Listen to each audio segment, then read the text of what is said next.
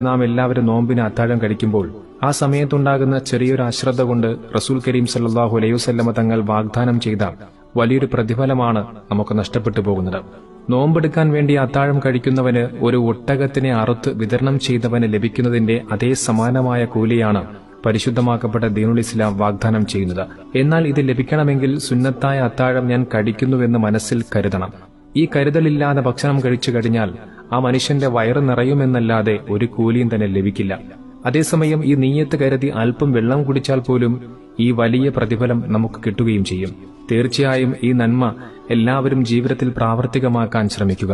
അതുപോലെ തന്നെ ഇതറിയാത്ത പല ആളുകളും ഉണ്ടാകും. അത്തരം ആളുകളിലേക്ക് ഈ വീഡിയോ പരമാവധി ഷെയർ ചെയ്യാനും മറക്കരുത്. ഈ പരിശുദ്ധമാക്കപ്പെട്ട റമളാനിൽ നാം ചെയ്യുന്ന ഇബാദത്തുകളും സൽക്കർമ്മങ്ങളും അല്ലാഹു സുബ്ഹാനഹു വ തആല സ്വീകരിക്കുമാറാകട്ടെ.